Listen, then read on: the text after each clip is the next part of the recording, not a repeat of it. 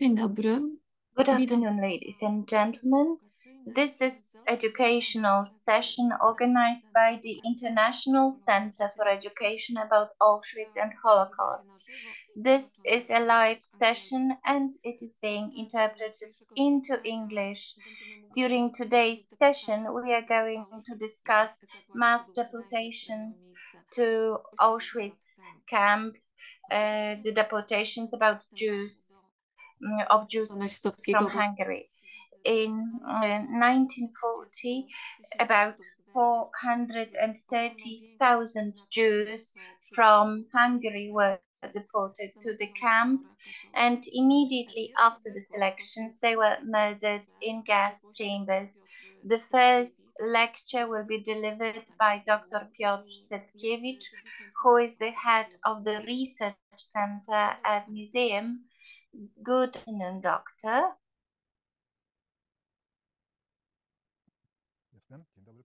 I'm here. Good afternoon, ladies and gentlemen. I will start my presentation and I will share my screen. The presentation will be translated into English. That is why I will try to speak slowly, at least slower than usual. Chyba wszystko w porządku. I hope everybody sees my slides.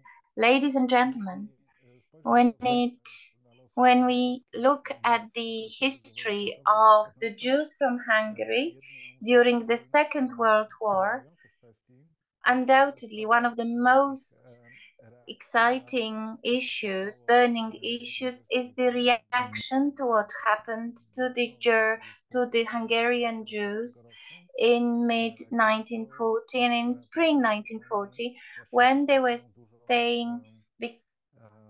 resembled one of the largest Jewish communities in the occupied Europe. In all other places, the Jews had already been deported or annihilated in concentration camps. This shows that the story of the Jews from Hungary was really exceptional and provokes many types of questions concerning the reaction of the Jews and the reaction of the Hungarian government to this situation. The Hungarian government for quite a long time resisted the German calls for the deportation of the Jews.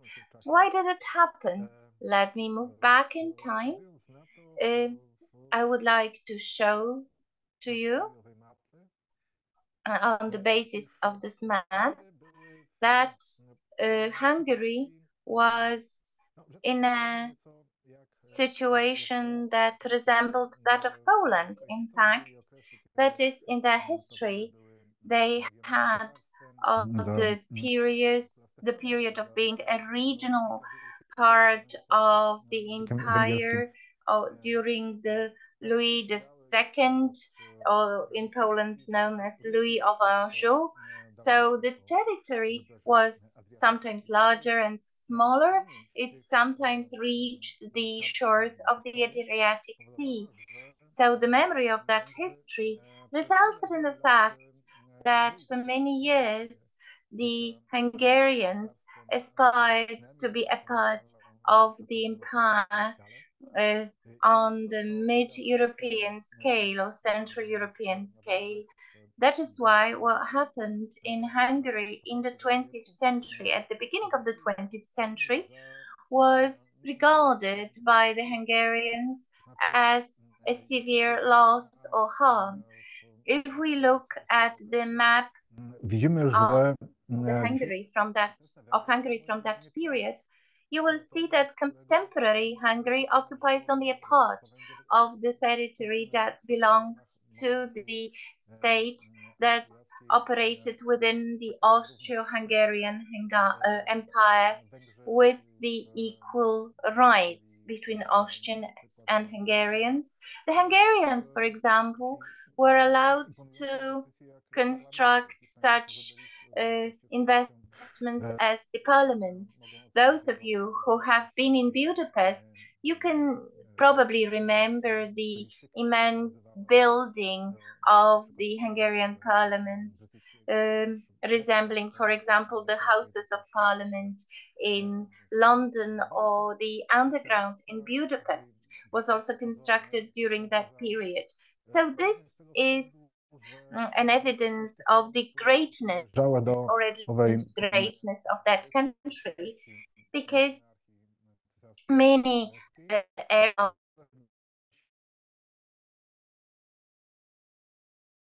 of non-Hungarian origin, so nobility, whereas the peasants were Slovaks, Romanians, representatives of many Slavic nations of the Southern Europe. That is why at the end of the First World War, it turned out that the principle of independence of a nation by President Wilson, so the last part of that territory was deprived from from the Hungarians. So, given that, plus the economic difficulties after the First World War, it led to a number of riots, protests, of peasants, of workers, and also it led to the creation of communist movement, and this led to the decomposition of the fall of the Hungarian state, of the Hungarian Empire, which they lost for the new Czechoslovakian Empire as well. So it was the Transylvanian lands which were lost for Romania, and in the south also it was about the access to the Adriatic Sea. The revolution brought a number of losses and a lot of suffering, because also the neighboring countries, the armies of the neighboring countries entered Hungary, uh, mm, which resulted in turning down the Velikun government, and then it was replaced by Miloš Hockey government, who became the head of the state in the state that formerly Hungary was a kingdom, but in fact the king did not have any power. He was the admiral of the fleet, and also he was a military leader. So so Hungary, for the entire interbellum period, tried to regain the areas lost after the Trianon Treaty. So they had the coalition of the states who were against such tendencies, that is the Entente. So they tried to find the support somewhere else. The support for Hungarian politicians was found in Germany, especially in the period when Hitler came to power. So the tendencies to proclaim the revision of the borders, of the state border, that is why Hungary believed that an alliance with Germans will help them to bring back the lost power. These are the Hungarian politicians. For example, the visit of the Prime Minister of Hungary, Gyula Gombros, in Berlin in 1934, where he met also Hitler. Later on, Hungary had the prime ministers who represented a very limited issue about the about Germany, about the alliance with Germany. Paul Teleki tried to find some balance between the West and Berlin. However, Bela Imredi was definitely pro-German. So Paul Teleki also was quite friendly for the Polish people who were in Hungary. Later on, the power was taken over by Laszlo von Barossi, who was also Germanophilic, and then Miklos Halai, who in a specific situation when Germany was an ally of Hungary. So Miklos Kalai tried to keep to również jeśli chodzi o be as independent as possible and also to maintain the country's independence, also with respect to the policy towards Jews, which was also limited by the German advisors, but also by those who were regarded as anti-Semitic. And the entire national party uh, that the fascist party that proclaimed anti-Semitic uh, uh, uh, party. What was the situation of the Jews in Hungary? So in Hungary, created by means of Trianon Treaty, but later on, after some territories were joined, taken from Czechoslovakia and Romania, the number of the Jews residing in Hungary was more than 725,000, which was quite a significant share of the population of the country because it was about more than 5%, which and 10,000 of which previously lived in Slovakia later, and also in Ukraine or in Ruthenia, and also about 150,000 Jews lived in Transylvania, in the area that were annexed by Hungary. Later on, these areas were surrounded by the lands of the states where the Jews were already exterminated or removed from this territory. So Hungary were a kind of an island in comparison to those who in comparison to the countries from which the Jews were already expelled or killed. And also, this was the outcome of some significant anti-Semitism, or which was initially rooted in the society of Hungary, or perhaps it was the idea to be friendly towards the Germans. Also, the Hungarian Jews regarded themselves to be the citizens of Hungary, feeling to have been completely assimilated. So it was also a significant role for the Hungarian economy. Many of the Hungarian doctors and also lawyers were of Jewish origin. So the Jews in Hungary made up mostly the middle class, and also they were involved in trade. They were playing a significant role also because they had a significant representation in the Parliament of Hungary. which was also interesting because the members of parliament were the people nominated by the regent, and also the representatives of many corporations were included there. So the election system was quite complex and was far from being democratic. It all started to change at the end of 1930s when another parliamentary act limiting the influences of the Jews on the economy of Hungary were passed.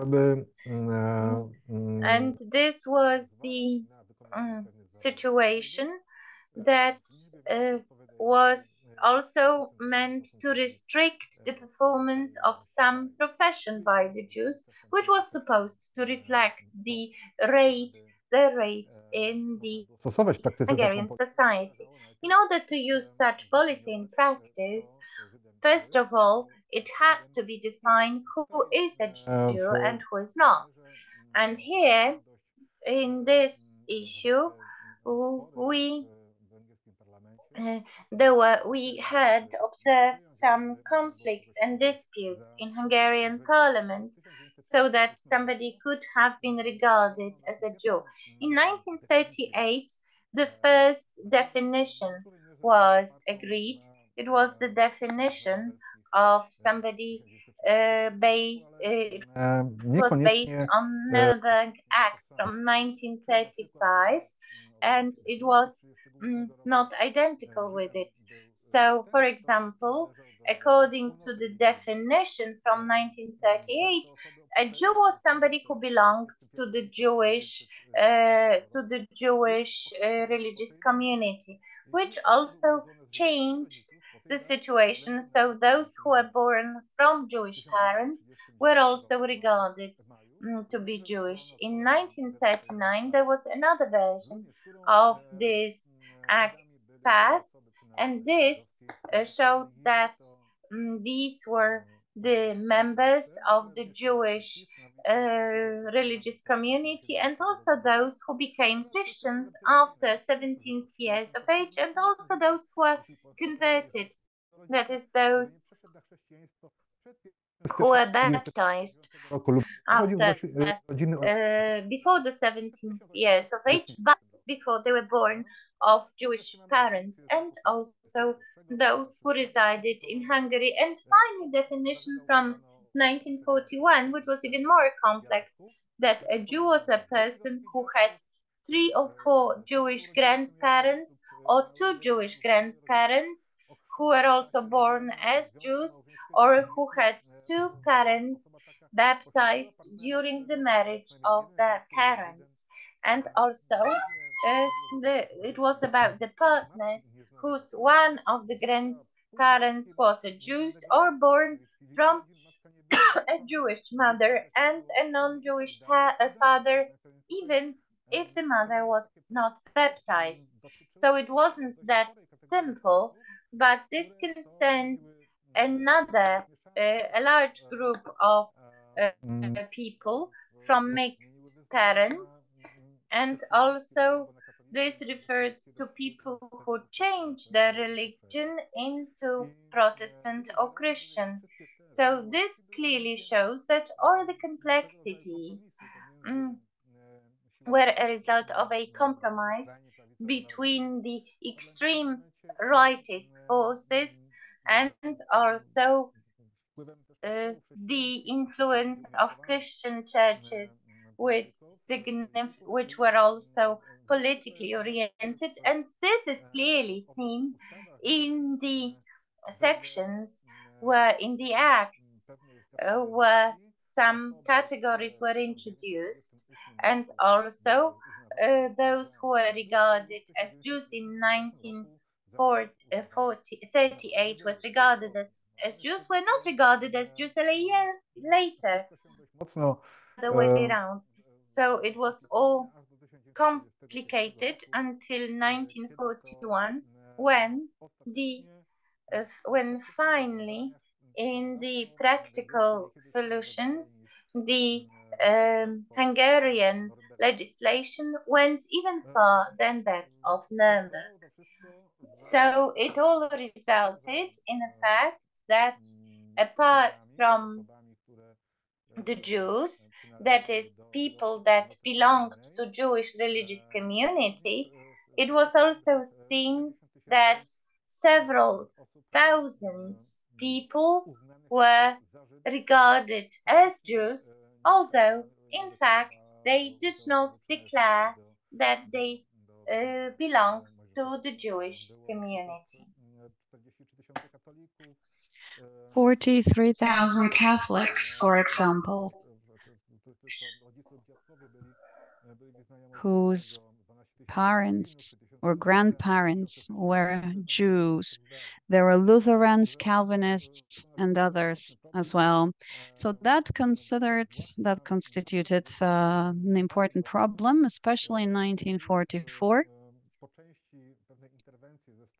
resulting in some interventions on the part of Christian churches in favor of deported Jews, but only those that belonged to the religious communities. And that led to a situation where religious leaders in Hungary did not notice the citizens that were simply Jews. And so combating the deportation of Jews by Hungarian political leaders focused on converts who formerly belonged to Christian religious communities. So when this legislation was passed in Hungary, another thing started simultaneously.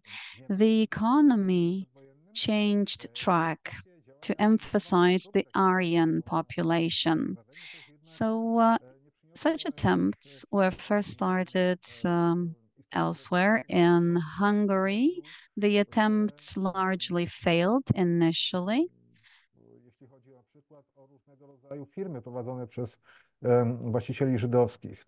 Because there were some companies that were owned by Jewish proprietors and nobody was willing to take them over. There were few Hungarians who had the right skills and qualifications to run such businesses. That was one reason. Another reason is that you had to purchase those businesses from the state. And so if you were willing to take over this business, you had to have the cash to do that.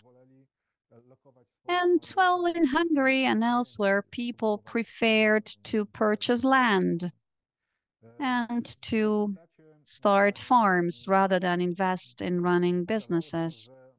And so it turned out that most woodlands owned by Jews were taken over by Aryans, and only 1/3 of arable land. German business owners who did business with Jews complained that the new owners didn't really know how to run the business. And so they complained, saying that they had to keep on doing business with the Jews. And so, as you can see, what it boiled down to was to a situation where large swathes of land were taken over and then sold on to small landowners in the free market. Some of the land was donated to war veterans. And if the Jewish owners had some Christian heirs, then they could inherit the land, but a lot of the land was also taken over by the state. So the Jews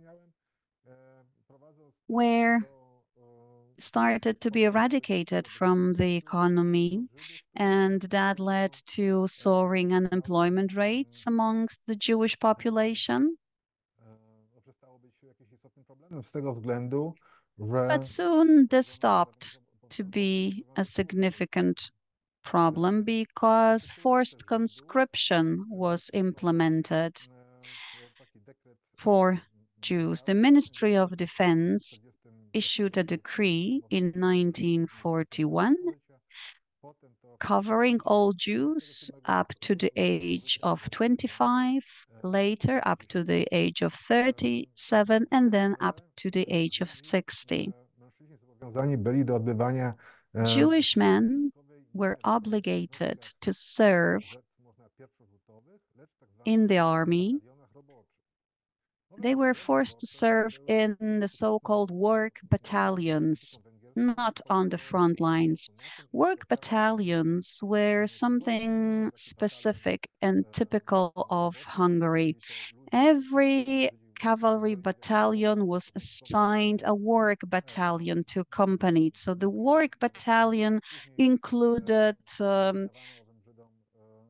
soldiers, Jewish soldiers who didn't even wear standard uniforms. They had some specific apparel, but for example, they wore civilian shoes only. And so the work battalions were supposed to be used by the Hungarian military to build roads, railroads, to build trenches along the front line, and so on. The work battalions were also used to provide additional services behind the front lines or around Hungary. 140,000 Jewish men served in those battalions. No more than 80,000 could serve at the same point in time. Many of them died. So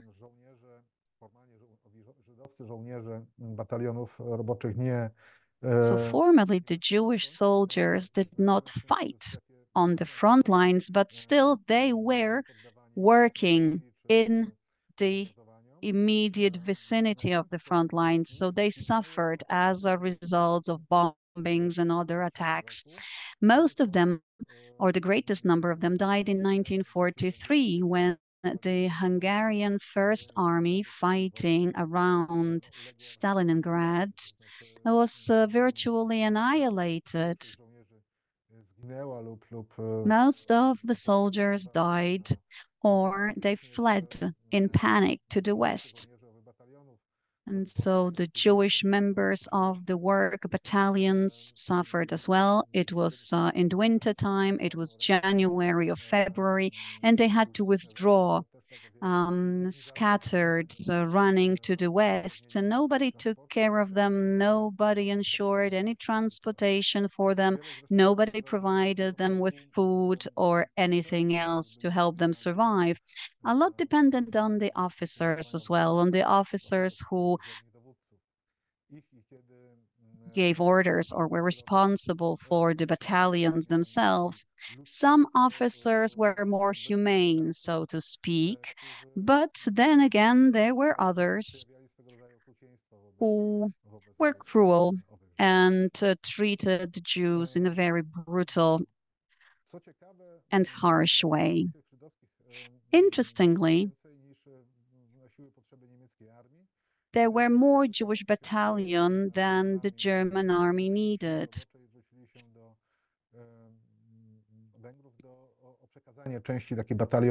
So Germany asked Hungary to provide the Germans with some of the work battalions to help the Germans, to help Wehrmacht, and the Hungarian military command said that they wouldn't really have anything against that, but they heard that Jews in general were treated badly by the German authorities.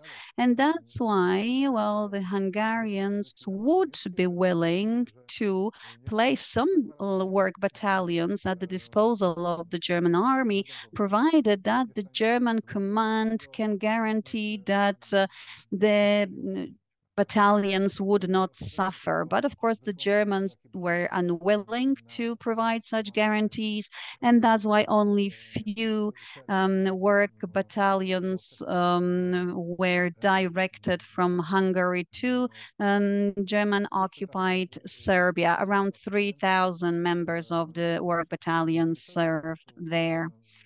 In later years, in 1943 and 1944, Jews that belonged to the work battalions were the only Jews that survived in the Eastern territories. All the rest of the Jewish population had been annihilated, killed, or deported. So the work battalions are mentioned in German documentation and in the memoirs of members of the then German authorities working in these territories. And for example, some Germans accused the Jewish members of the Italians of behaving recklessly or insolently towards the German forces. They were quoted as saying, well, I am a Jew, but you cannot do anything to me because I am wearing a Hungarian uniform. Another story was provided by a group of German propaganda officers who witnessed the following situation. So there were some Ukrainians who started murdering Polish peasants from a local village, whereas the Jews from a Hungarian work battalions who witnessed this situation started to plunder the houses of the Poles that had previously been murdered by the Ukrainians. Ze strony Ministerstwa Propagandy Goebbelsa, no taka, że... So what was the reaction of Goebbels' Ministry of Propaganda? Well, the reaction was to basically call for additional forces to come to the area to prevent further plundering. The commander rejected this, and that's why the propaganda officers themselves started to act in order to prevent further plunder by the labor battalion members. Those battalions existed until the end of the war, and so the Hungarians who survived, the Jews that survived the war in Hungary were mostly saved because they belonged to the work battalions. Let's talk about the other Jews in Hungary. The government of Hungary at some point decided to do away with the Jews in a manner similar to that applied in the Eastern territories. This mainly concerned the Jews that did not have Hungarian citizenship. The rules for obtaining it were quite complex. These were mainly Jews that lived in the territories that had recently been annexated. For example, in one of the territories. And so Bartosz's government decided to capture the Jews and to push them, relocate them to the east, to the territory around Kmiec Podolski. And so a special action was carried out. 11,000 Jews, according to German reckoning, were displaced to areas controlled by the German army. But a problem came up. The Germans believed that they had their hands full murdering the Jews living in Ukraine, and such actions that had not been agreed with anyone before would only lead to chaos. However, an agreement was reached with the Hungarian authorities, and as a result of the agreement, the Germans decided that they would accept the 11,000 Jews from Transcarpathian Ruthenia, accept meaning murder. And on the other hand, the authorities of Hungary decided that they would not relocate any more Jews to the territories controlled by the Germans. Some of the Jews were aware of the things happening in the territories of Ukraine, and they tried to go back to Hungary. But then there were accounts saying that thanks to the cooperation with the German authorities, such intents and such attempts were foiled, and so those Jews trying to flee back to Hungary were stopped and retained and later murdered.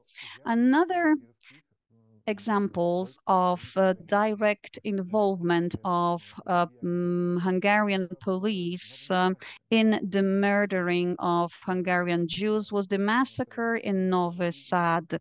That was an area of German or Hungarian occupied Serbia. And so one of the commanders, Zeidler, jakiś tam żołnierzy węgierskich nakazał egzekucję 6,000 Serbów, 4,000 Żydów. Executed 6,000 Serbians and 4,000 Jews as retaliation. So this massacre, also called the Novi Sad raid, was a turning point.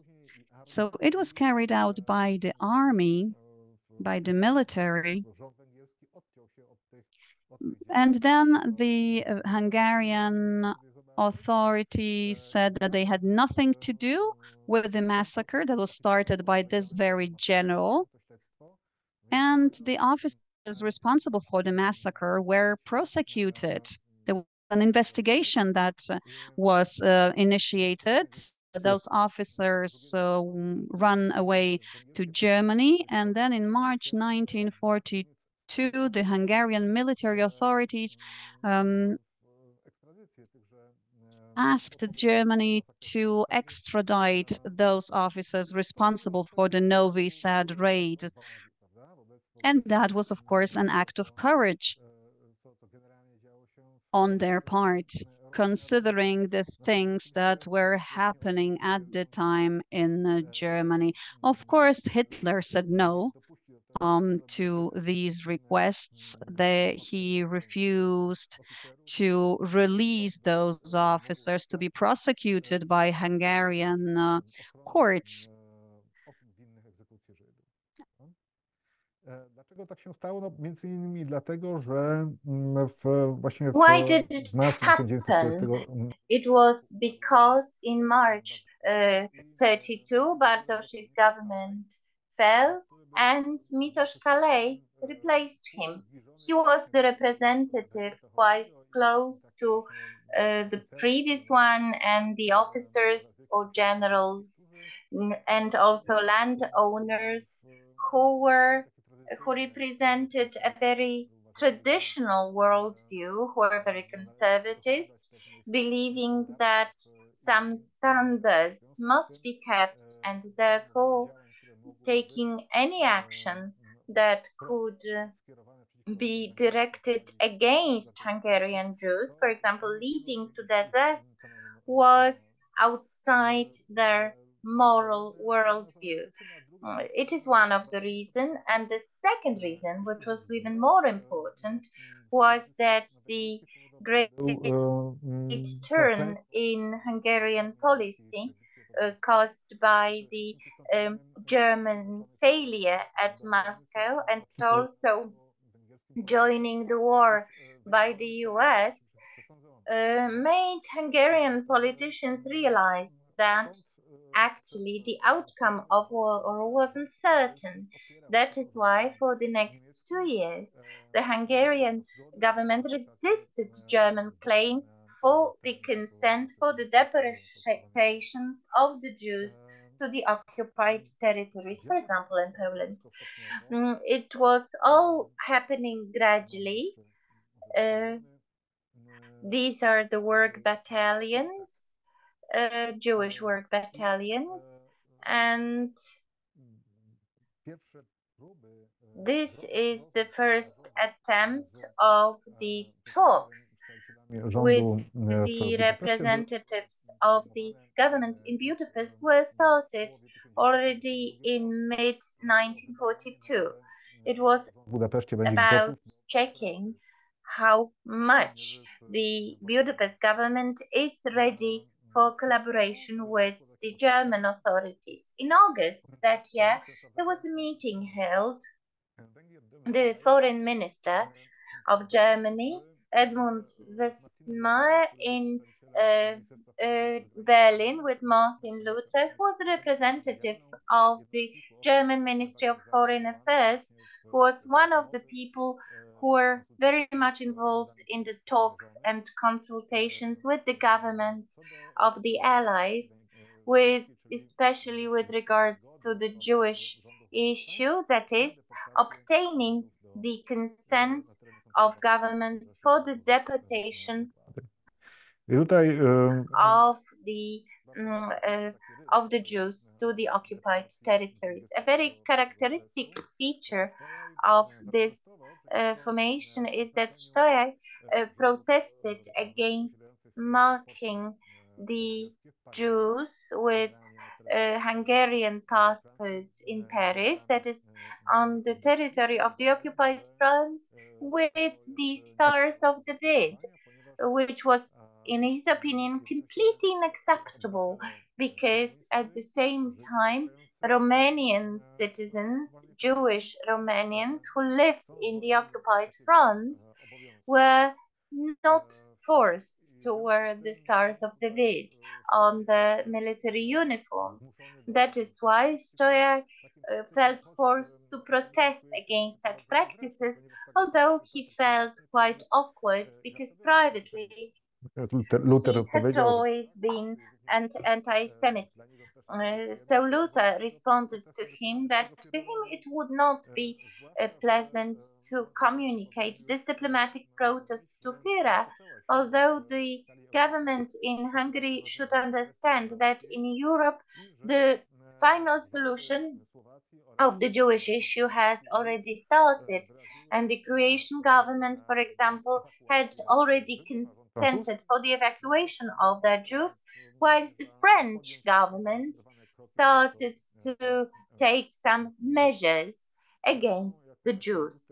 Well, in fact, when Luther stressed, the Romanian government protested against the Romanian Jews who were kept in the territories occupied by the Third Reich, were treated worse than Hungarian Jews. So he said that it would be very good if Hungarian government was aware of the fact, because this actually did not lead anywhere. So it was a very characteristic feature because Hungary theoretically were the allies of Romania. So these forces fought together in the Eastern Front. However, the relationships between Hungary and Romania were really tense.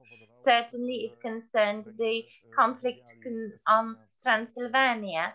That is why the Hungarians refused to support the Eastern Front with the soldiers or with the equipment, claiming that they were afraid of the Romanians. They felt to be threatened by the Romanians and vice versa. That is why it was quite difficult to reconcile these conflicts, in which the issue of equal treatment was only one of the burning issues.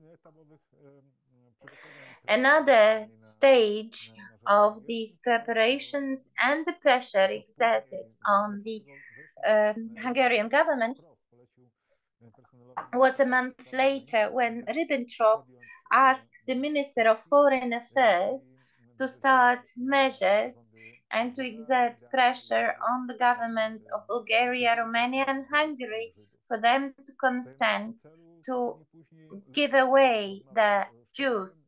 Later on, Luther talked to Stoyan, saying that Hungarians should take into consideration the consent of the deportation of Jews who were Hungarian citizens to the territories occupied by Hungary.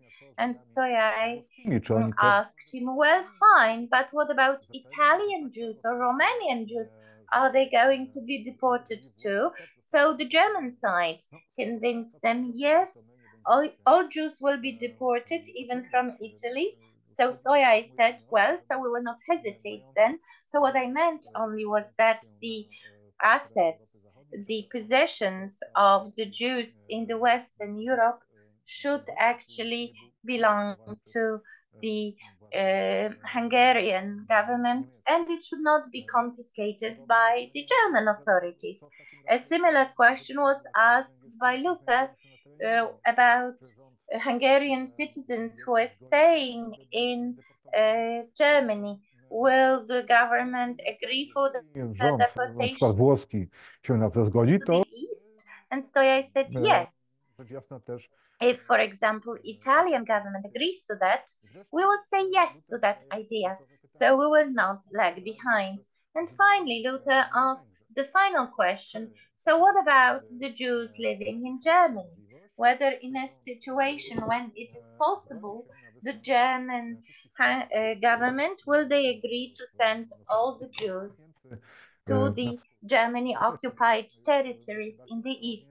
And Stoyan was quite hesitant here, saying that he would have to consult with Prime Minister first, because he heard about the bad treatment of Jews in the eastern territories. That is why the Prime Minister had to make sure whether these rumors are true or not. And also, the Prime Minister said that nevertheless, such deportation is necessary, and after this deportation, the Jews will be used for the construction of the roads, and later on they would be sent to reservations, in his own words. So, the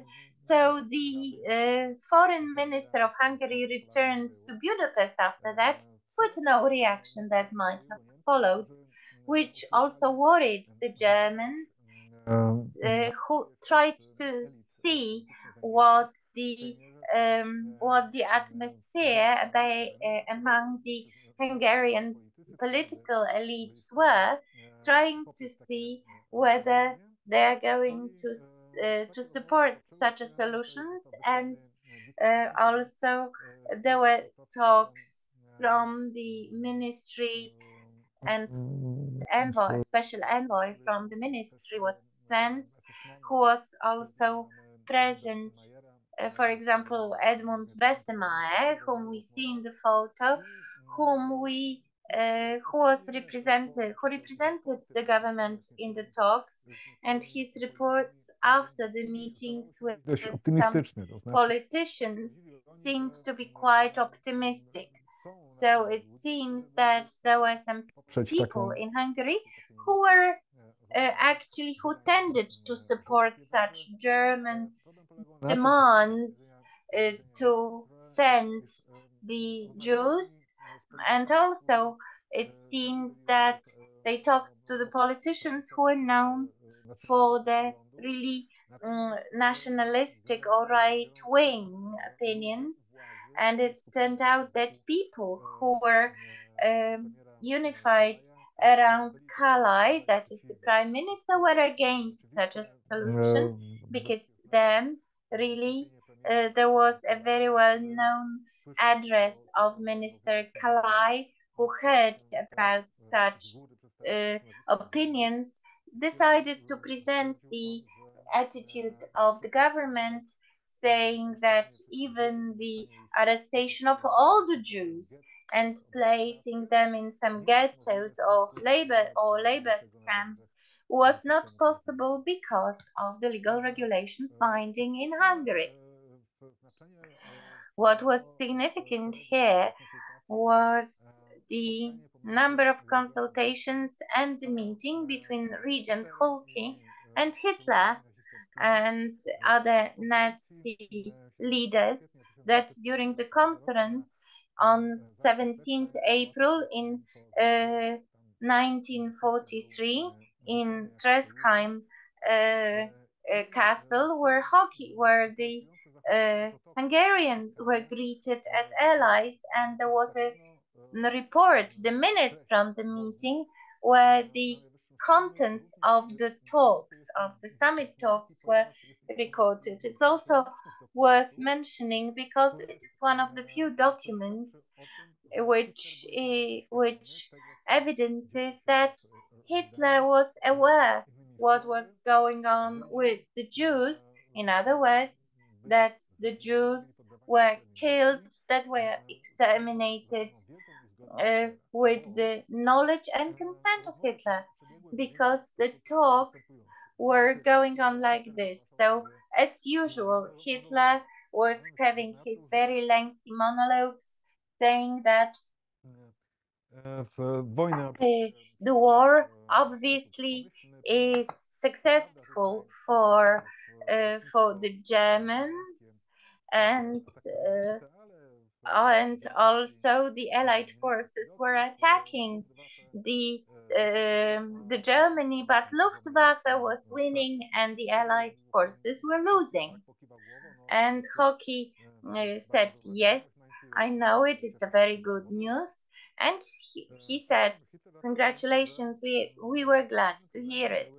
But Hitler mentioned that also some criminal undertakings were problematic, and they were undertaken by some personalities in Germany because of the darkening in some areas. That is why non-socially oriented groups were looting the houses, but there were some radical measures undertaken. So because Hitler stopped talking for a moment, the Hungarians said, yes, we also started some actions in Hungary. However, all such criminal acts cannot be prevented.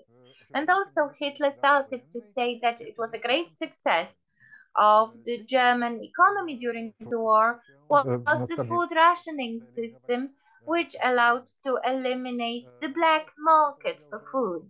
Holkity said it was a great idea, that it was successful in Germany, but in Hungary it was more complex. And then Hitler said that perhaps, yes, the black market and such dealings are the fault of the Jews. So Horthy realized what was going on and started to explain that in Germany anything possible was done, that is, that the Jews were deprived of their economic existence, and obviously they cannot be killed, all of them. And then the Ribbentrop said, well, anyway, all Jews will need to be vernichted, that is, annihilated. That is why are they placed in concentration camp, because there is no alternative for such a solution. So Hoti said perhaps it was easier in Germany because Germany had much fewer Jews and they did not play such a significant role in German economy as it is in Hungary. But Hitler disagreed with that point of view, saying that perhaps there are such examples which point to the good market situation of European countries. So if in Nuremberg the residents were able to remove all the Jews, and the Nuremberg was also seen there as a success. So within the progress of history, you could see the effect of the Jews on society because this led to deprivation and poverty. He also added that they were also the parasites, as in Poland. So if they did not want to work, they were shut down, but they would have to be annihilated anyway. So this is how we treat these beasts. And this was the direct quote from what Hitler said. So it was a very clear and blunt statement of the objective of the deportation of the Jews from various European countries, from the areas occupied by the Germans. What was supposed to happen to the Jews? That is why Holke was saying that he was really moved and shocked by these suggestions and informed the members of the Royal Council about it. And then the address of Prime Minister Kala included that, and he said in May 1943 in Parliament in Budapest, and the most important fragment was that in Hungary there were many more Jews than in the entire Western Europe. That is why it is understandable that we need to solve this problem by means of temporary solutions and legal regulations, and that is why we would have to deport all the Jews, but we don't know how to guarantee them basic living conditions and where they should be deported. As long as this issue is not clear, Hungary would never give up the moral stand, which were always more important than religious ones. So it was a clear declaration that Hungary would never consent for the deportation of the Jews and also their exile.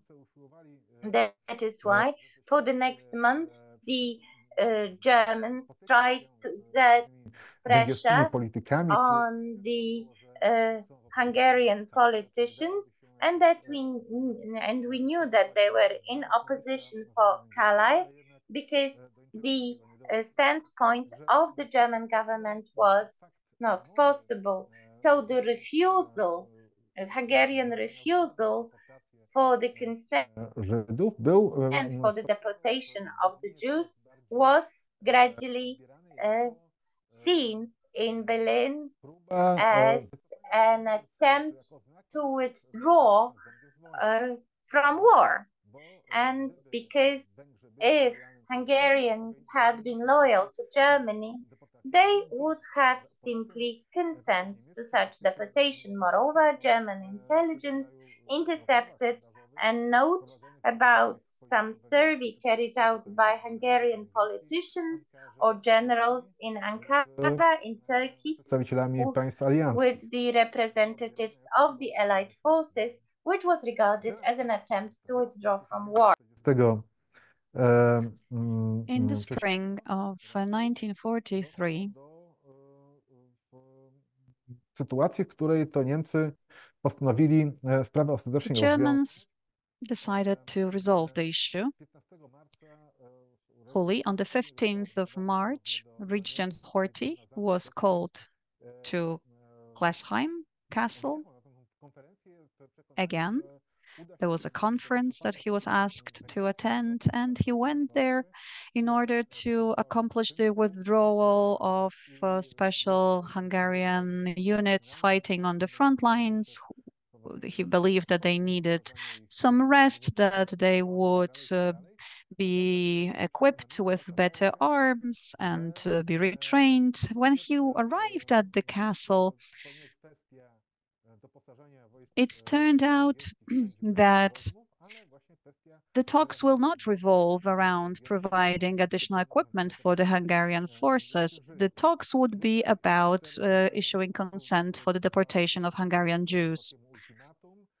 And Hitler put an ultimatum to Horthy, saying that either he would agree to a change in government, to a government that would be acceptable to the Germans, or the dispute would lead to the military occupation of the country with all the related consequences.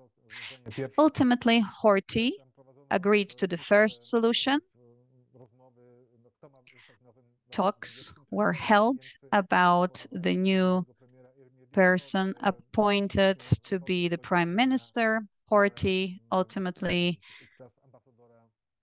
agreed for the appointment of Steyr, the Hungarian ambassador to Germany, and the other members of the cabinet were imposed on Hungary. So he basically received a list of the people who would become the ministers in the new government. When he arrived at a railway station to take the train in order to go to Budapest, there was a special car on the train with a group of German officials who were being sent to Hungary as advisors and in order to control the actions of the new government members. After they arrived in Budapest, Horthy met with the prime minister and said that he tried to accomplish everything he could. However, his attempts were futile.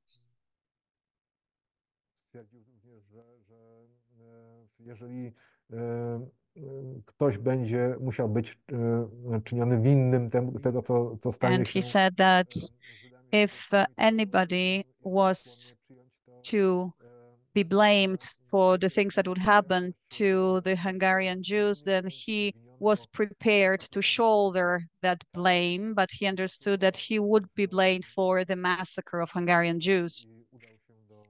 He ultimately stepped down and went to the Norwegian embassy where he was granted asylum. So this entire action had been prepared meticulously by the German. On the 22nd of March, the new government took over the power, but Sonder-SS Commando with Adolf Eichmann in command arrived in Budapest before the takeover of power. That commando was prepared beforehand in Vienna, and it comprised people who were experienced with resolving the Jewish issue in other countries. So Eichmann's commando played a key role in organizing deportations to the Auschwitz camp. The commando was supported by a special envoy that was supposed to support Eichmann, and its leader was named ambassador in the rank of a minister in Budapest. So Winkelmann was yet another person who was a prominent German who became responsible for the things that were about to happen in Germany when it came to the Jews. Let me also emphasize that many officials, public servants, were willing to support this action. Of course, there were various reactions. Some people who were supposed to be involved in the deportation of Jews to Auschwitz understood what the deportation was about, so they refused to be involved. or they tried to go on vacation or gave some excuses related to their health and so on and so forth. However, in general, the police force was responsible for deporting the Jews, organizing a system of ghettos, and for transporting Jews by trains to the territories of occupied Poland, namely to the Košice railroad station, which was the final station before the entry into the territory of the general government.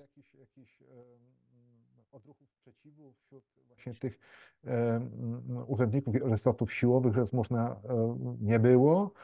So there was not a lot of opposition on the part of the police officials and the police force. The personnel of the Hungarian state railroad holding were also involved in this deportation action. Hauptsturmführer Novak was the German responsible for coordinating the entire action. So the Germans, of course, enlisted the support of the Hungarian authorities in this way, but another aim of theirs was to neutralize the leadership of the Hungarian Jewish communities, the people who were the leaders of local Jewish communities. These were the people held in high regard by the Jewish community. They were seen as authorities.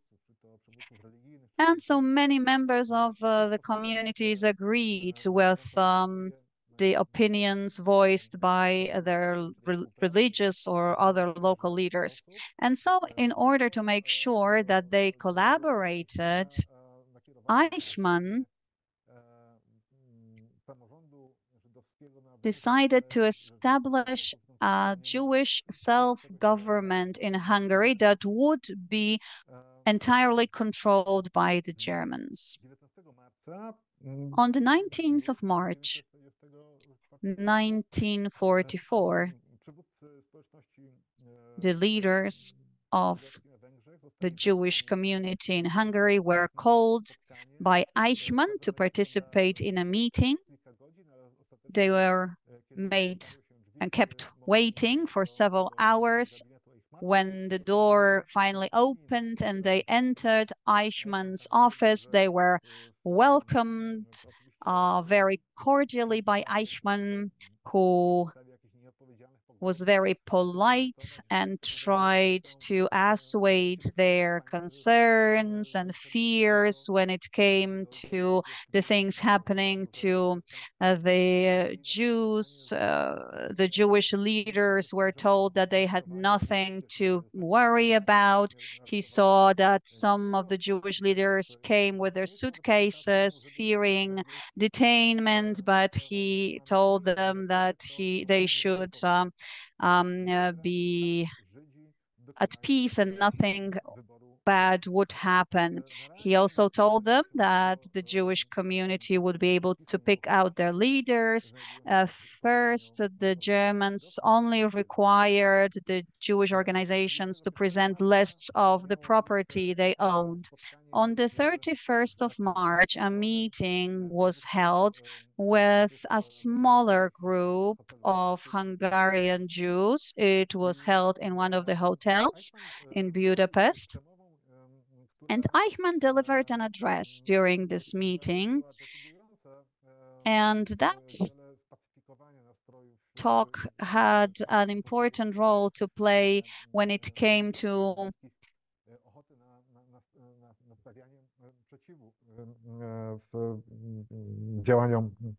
eliminating any willingness on the part of the Jews to protest or resist what the Germans were trying to do. So first, Eichmann said that he had some bad news to share, but then he said that the bad news was the fact that the work battalions would be established. He went on to explain that these battalions would not be the battalions that they used to have that were allocated to the military battalions. The battalions were supposed to comprise Jews that would be required to work, but then they would go home to spend the night after a hard day's work.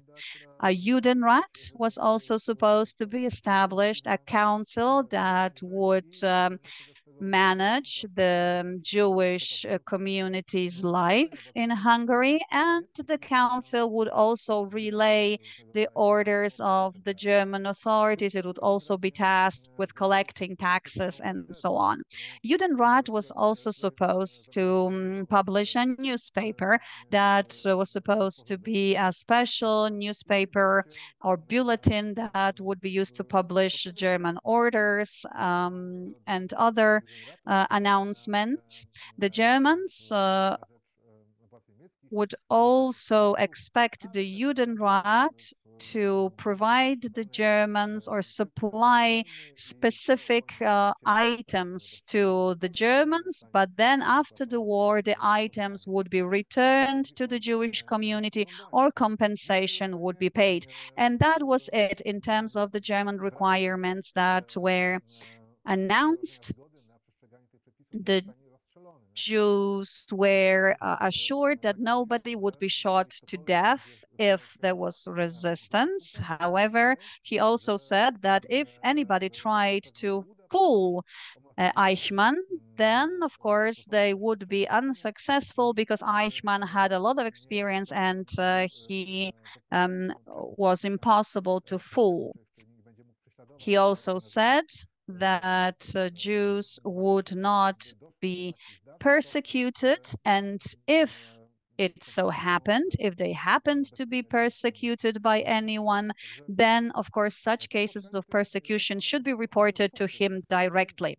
So this was a very successful meeting for Eichmann. All the Jews in attendance were quite enthusiastic. They received those promises in a very positive manner. Not all of them believed all of those promises, but they at least hoped that by agreeing to the German requirements, they would reach a situation where the Jews would be left in peace in Hungary. The war was about to end, so the Jewish community present at the meeting believed that it was enough just to lay low and wait it out without putting up a fight. So Hauptsturmführer Novak also left us an account of how he asked the Jewish community for small items for his office, such as a piano, for example, because he really liked playing the piano and he wanted a piano for his office. And 8 different instruments were delivered to his doorsteps in a matter of days.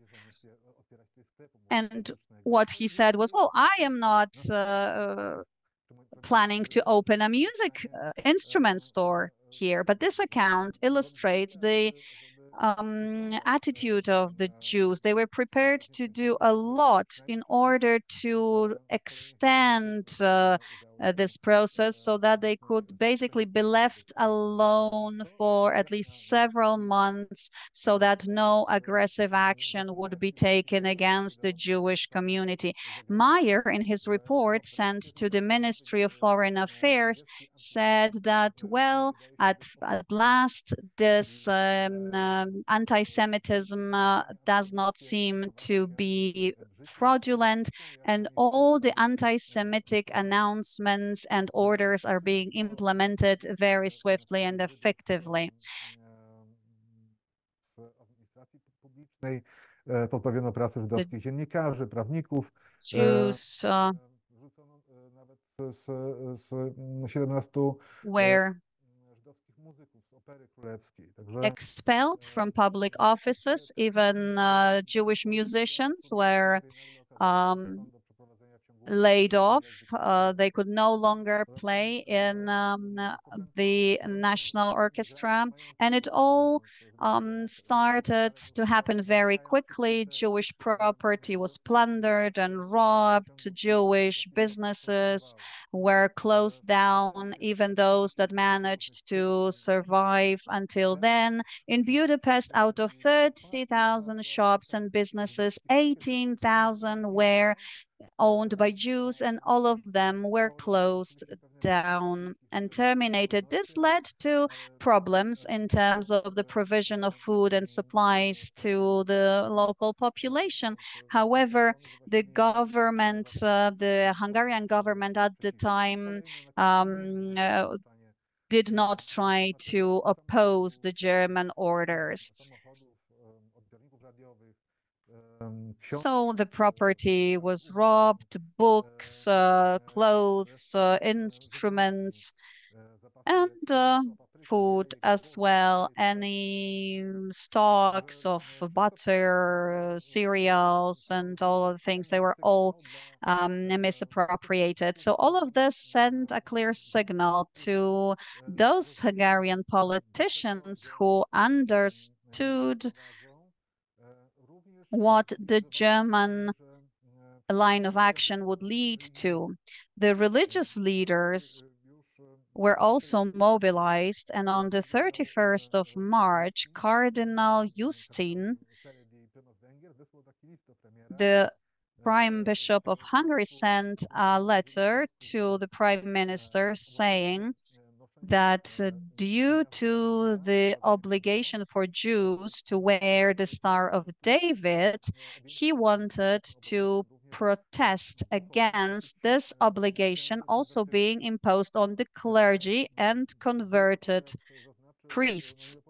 As he noted, it was unimaginable for such clergymen to be treated as Jews, and he could not imagine them having to follow the orders of the Judenrat. An order was then issued stating that Catholic priests would not be required to wear the Star of David. The children, wives, and widows of Protestant pastors would not be required to do that either. So this initial order was revoked. The cardinal then sent another note to the prime minister requesting that this obligation to wear the Star of David would not be imposed on any converted Jews. And he believed that that in future would exclude this category of people from deportation, and that was a substantial group, 100,000 people. He was sure that the German authorities would not allow that, but the cardinal tried to convince the prime minister to make sure that the Jews converted to Christianity could wear white crosses rather than the Stars of David, but the prime minister rejected this idea as well.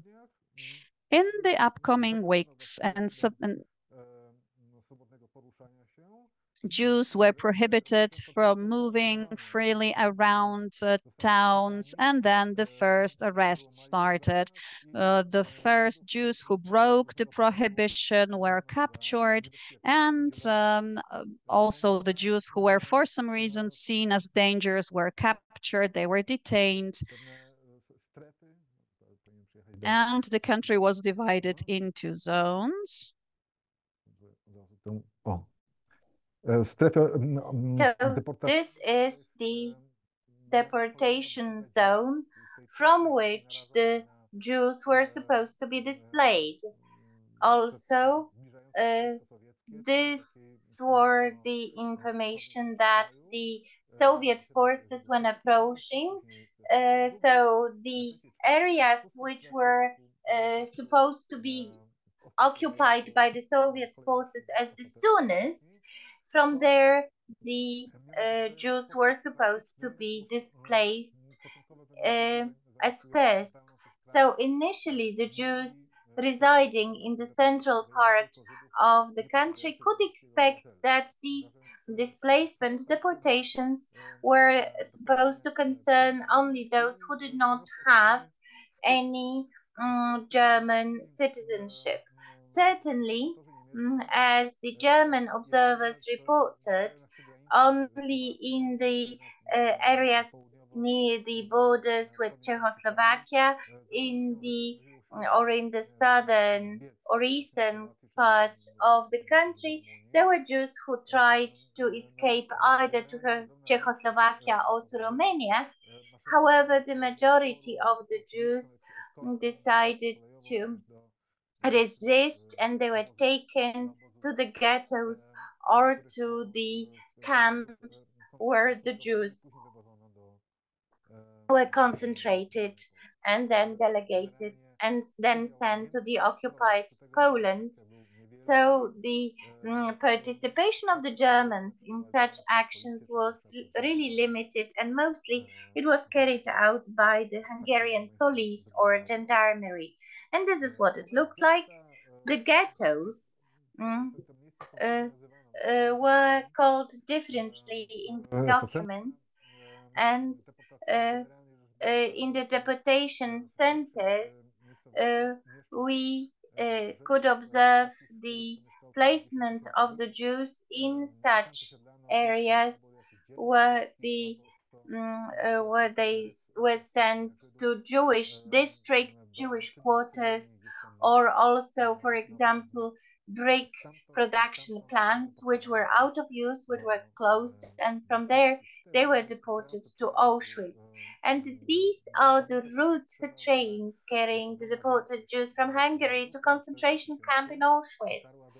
And the majority of them reached their destination in Auschwitz not along the main railway lines, but the periphery lines with one rails through Muszyna, Krynica, Nowy Sącz, Tarnów, Płaszów, and then Auschwitz.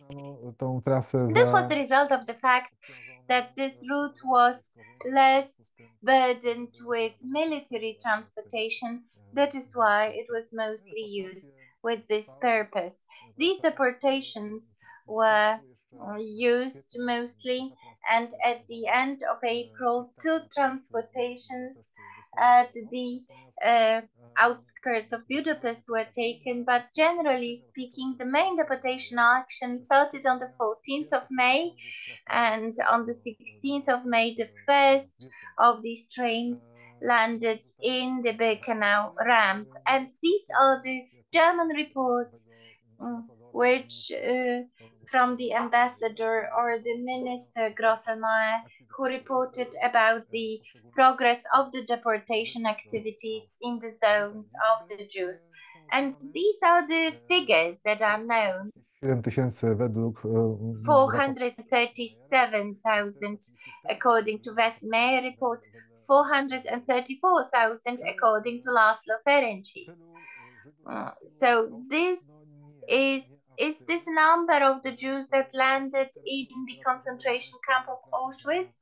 No, in some publications you will be able to see the number presented by Wesemeyer, that is 430,000 Jews.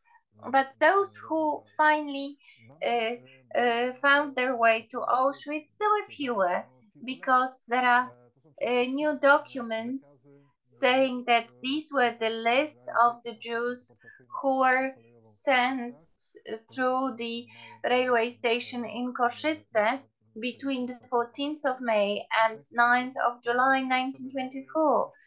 And they were quite regular and rhythmical, with the exception for 2 intervals at the beginning of July.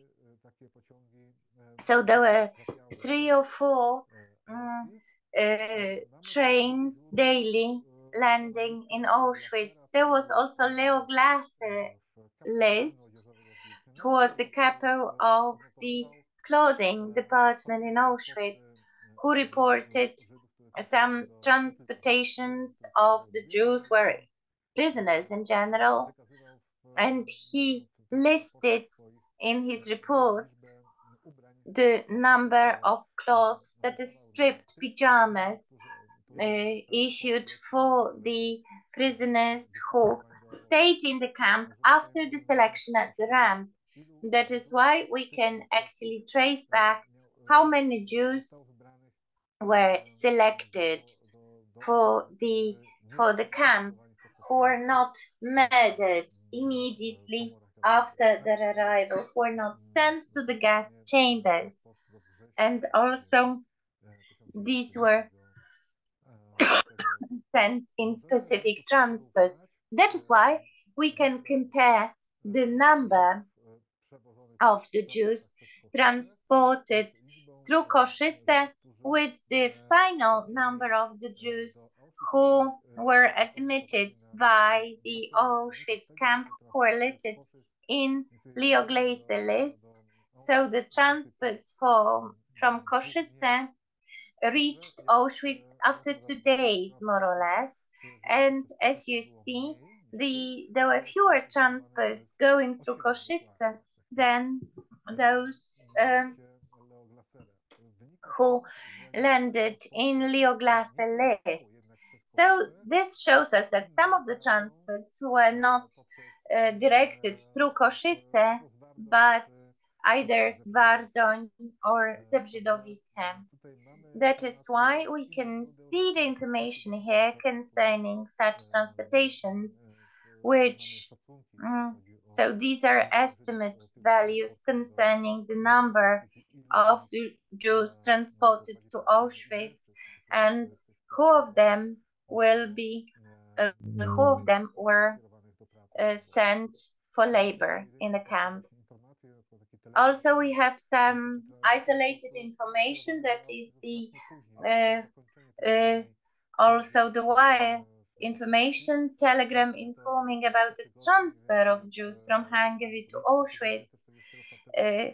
It was in 1944, under the pressure of the governments of the Allied forces, Regenthortis decided to stop these transportations to Auschwitz, and in that period more than 400,000 Jews were sent through Košice. So this means that to są ci Żydzi przywiezieni z Kistapcza lub these were the Jews who were sent not through Košice.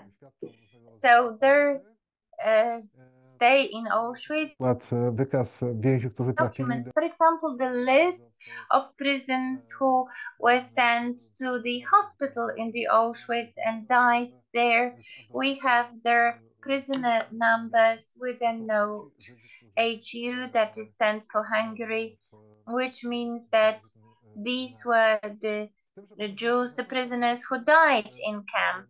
The majority of men taken in the transportation and taken for labor, who were regarded by as doctors as apt for working. In the majority of them were transferred to other concentration camps in Germany because there was a great demand for the work. There was fewer demand for the work of women, and that is why the female Jews from Hungary spent a lot of time, long weeks or even months in Auschwitz, staying in so-called transition or Deportlager, transition camps or Deportlagers in B3 and B2C sectors. And this is the photograph taken in B2 sector. What happened with those women?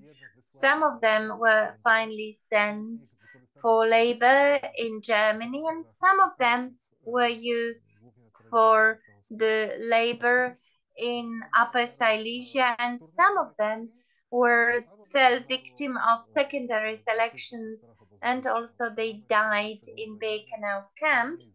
And we see the detailed data here, at least for October 1944, and here we can see that those who were removed from the female camp, 15 women plus 8 who went through special treatment.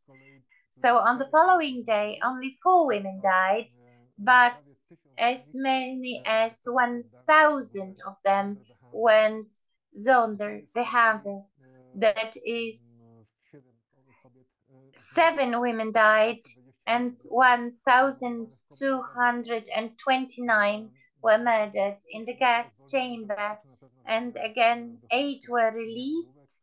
So mostly they were non-Jewish origin prisoners, and some of them were transferred to another concentration camp for labor. That is why we can see that this information evidences high mortality rate among the female prisoners and also those who are murdered in the gas chambers, which is also evidenced by these notes in the list written by Zalman Leventhal, who sent the groups of women from C lager, where the female prisoners of Jewish origin taken from Germany were sent, and there were thousands of them selected. This period, that is spring and the beginning of summer 1944, KL Auschwitz, ponieważ trafiało was a special period in the history of Hungary because the highest number of prisoners were killed within one day. So if you look at the 28th of May 1944, we could observe that on Glaser list we observed the high number of transportations of Jews from Hungary. If we compare these data with the number of transportations that arrived on the 26th, 27th, and 28th of May, that is this